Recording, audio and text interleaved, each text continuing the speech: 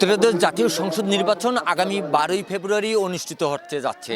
আমি এই মুহূর্তে আছি রংপুরের কাউনিয়া উপজেলার যে প্রান্তিক চর অঞ্চল, যে চর অঞ্চলটির নাম হচ্ছে চর নাজিরদহ এলাকা। এই নাজিরদহ এলাকায় এখানে বাংলাদেশ জাতীয়তাবাদী দল বিএনপির মনোনীত প্রার্থী, যিনি ধানের শীষের প্রতীক নিয়ে প্রতিদ্বন্দ্বিতা করছেন, আলহাজ এমদাদুল হক বর্ষা। সেই এমদাদুল হক বর্ষার এই নির্বাচনী যে উঠান বৈঠক, সেই উঠান বৈঠকটি কিন্তু এখানে হচ্ছে আজকে। আমরা যেমনটি জানতে পেরেছি যে এই প্রার্থী যিনি আছেন আলহাজ এমদাদুল হক বর্ষা, তিনি তার পাশাপাশি যে এখানকার যারা নেতাকর্মী রয়েছেন তারা কিন্তু এই উঠান বৈঠকটির আয়োজন করেছেন এবং তাদের যে ভাবনাটা, যে তারা যেমনটি বলছেন যে প্রার্থীর পক্ষে তারা কিন্তু এই নির্বাচনী যে উঠান বৈঠক এবং জনসভা, গণসংযোগ এবং সাধারণ মানুষদের কাছে যে যাওয়ার যে কথা, সেটা কিন্তু তারা করছেন। তেমনটি তারা যেমনটি আমাদেরকে বলছিলেন যে এখানকার যারা সাধারণ মানুষ, যারা ভোটার রয়েছেন, যারা নারী পুরুষ যারা রয়েছেন, তারা যেমনটি বলছিলেন যে যারা স্থানীয়, যারা এলাকার যারা উন্নয়ন করবে, এলাকার মানুষের সাথে যারা সম্পৃক্ততা থাকবে, তাদেরকে তারা ভোট দিয়ে নির্বাচিত করবেন। তা আমরা যতটুকু জানতে পেরেছি যে এখানকার যারা নেতাকর্মী রয়েছেন তারা কিন্তু এই উঠান বৈঠকের আয়োজন করেছেন এবং এখানে যিনি আলহাজ এমদাদুল হক বর্ষা, যিনি ধানের শীষ প্রতীক নিয়ে নির্বাচন করছেন, তার যে স্বজন যারা আছেন, যে তার ছোট ভাই একরামুল হক বর্ষা, তিনি কিন্তু এই উঠান বৈঠকের আজকের প্রধান অতিথি।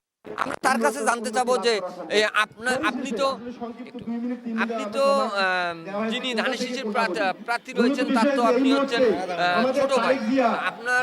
আমরা জানতে চাই যে আপনি তো এই উঠান বৈঠক সহ বিভিন্ন নির্বাচনী কার্যক্রম চালাচ্ছেন, কেমন সাড়া পাচ্ছেন সাধারণ?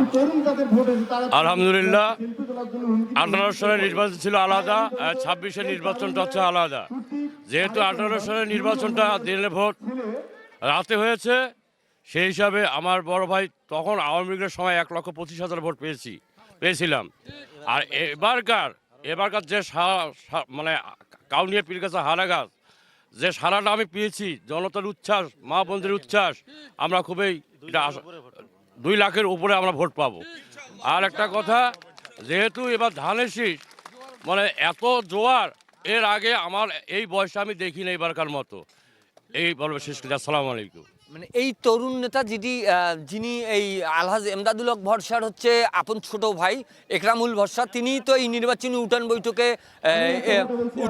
নির্বাচনী প্রচারণা চালাচ্ছেন। তিনি যেমনটি বলছিলেন যে এই সাধারণ যারা মানুষ রয়েছে তাদের মধ্যে কিন্তু উচ্ছ্বাস দেখা দিয়েছে, যে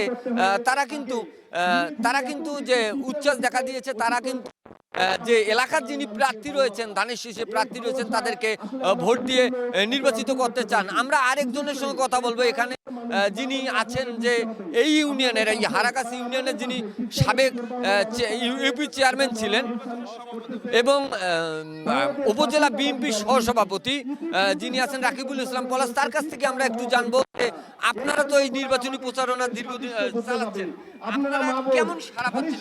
এটা আপনারা নিশ্চয় সচক্ষে দেখেছেন যে কিরকম আমরা সাড়া পাচ্ছি। আমরা 18 সালে যে নির্বাচন করছি তার চেয়ে বেশি সাড়া। এখানে মা বোনের হাজার হাজার উপস্থিতি দেখেন যে একটা উঠান বৈঠক জনসভার মতো রূপান্তরিত হচ্ছে। আমরা আশা করবো আগামী 12 তারিখে, যে 8 সালে যে ভোট দিয়েছিলেন এমদাদুল হক বর্ষা ভাইকে 1 লক্ষের অধিক ভোট, এবার আমরা আশা করি 2 লক্ষের উপরের ভোটের ব্যবধানে আমরা জয়লাভ করবো ইনশাল্লাহ।